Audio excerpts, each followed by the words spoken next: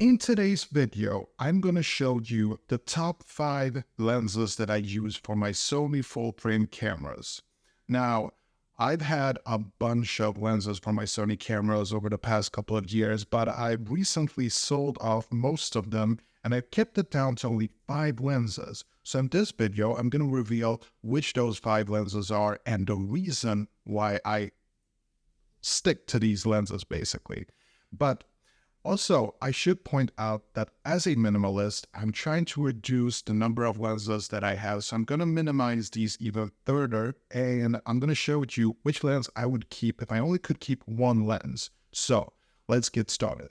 So on my Sony ZV-E1, this is this one.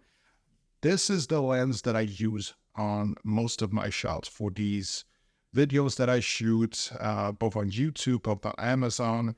This is the Samyang 35mm f1.4. Now, what's cool about this lens is that it's not what you would call a premium lens, which means that the price isn't as much as the more expensive ones. Now, for professional photography, I would argue that some people probably should pick more expensive lenses, but for the rest of us, and I'm going to say it's like 95% of us, I think you will do more than fine using a Samyang lens. So this one is very sharp. The bokeh is exceptionally nice. The build quality is very nice. It's all metal. And the only complaint that I really have about this lens is that the focusing ring is kind of softish, you know, but it's not a big deal because most of my shots, like 99.9% of my shots, I use auto anyway. So it doesn't really matter to me. So I've actually shot weddings with this lens and the pictures turned out great and all of that. But like I said again, for most of my content, I use the Samyang 35mm f1.4. It's on my camera at all times and I really love it. Now, when I'm out shooting videos, vlogging outside, or being a bit of a tourist if I'm on a different country, or when I'm just spending good time with my family and stuff like that, this is the lens that I keep on my Sony a7C. This is the Tamron 20 to 40mm f2.8.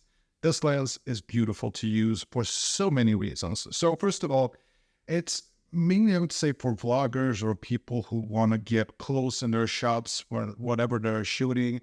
The 20mm is very nice, and you can zoom it into 40mm, which is decent.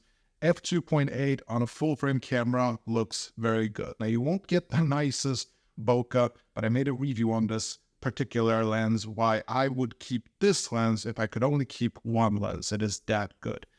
I only really have one major complaint about this lens, and it's the fact that when you're extended on the lens, it's 20mm, and when you zoom it back in, so to speak, you're at 40, which is weird. It should be the other way around. But I've actually gotten used to it, but there is still this little voice in the back of my head that goes like, why did they do this, you know? Two other cool features about this lens is that it's very lightweight, okay, and it's very compact, as you can see. It doesn't really look very big at all, and it actually doesn't weigh a lot either. So I really like this Tamron 20 to 40. Comes highly recommended. Okay, now this isn't in no particular order, but I did start up with my 2 favorite lenses, but the third lens that I still keep here is the Sony 24 to 240mm. Look at this gorgeous beauty. Yes, it zooms out quite a bit.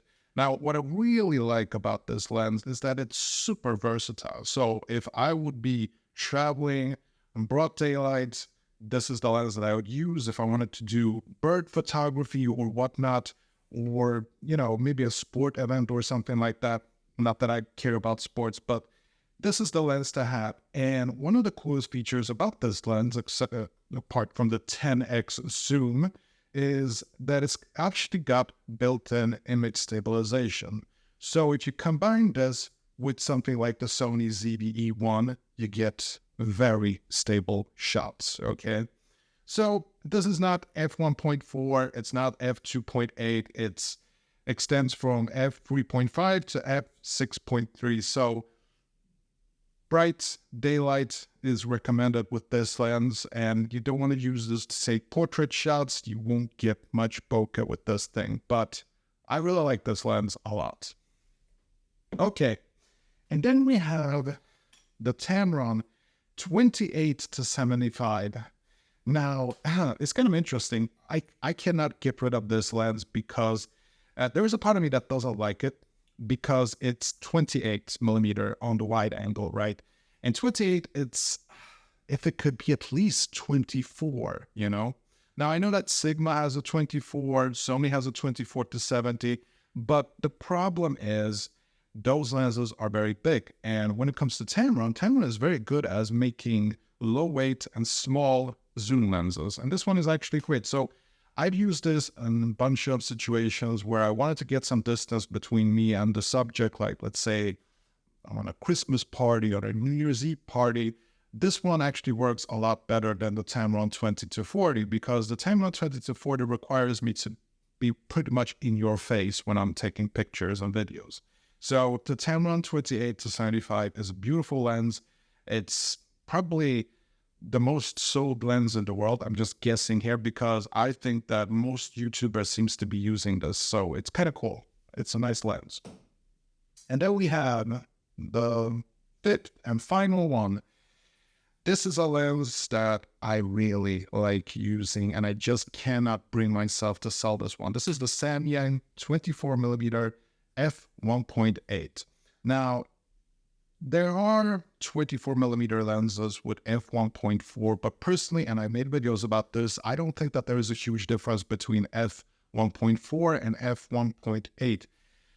However, one thing that does matter here is that when you have something like f1.8, you can keep the lens size very small and compact. So this is a very compact lens. It's not one of the most expensive lenses in the world. It's sharp, but it's not like premium quality glass or anything like that. It just works, okay? So for vlogging, for making content online, this is a fantastic lens to use, right? Now, personally, I stopped using 24mm for my main shot, but there was a time when I used 24mm all the time. But now, like I said before, I use the Samyang 35mm f1.4, and I really like this lens a lot. Now, if I was to sell 4 out of these 5 lenses, which one would it keep? Well, it would be the Tamron 20-40. This gets the job done in most of my situations, and despite its slight limitations, I still think that this lens is just fantastic. So, again, this video, I wanted to make a short video telling you about my favorite lenses for Sony full-frame cameras. Okay, hope you enjoyed it, and I'll see you in the next one. Take care. Bye.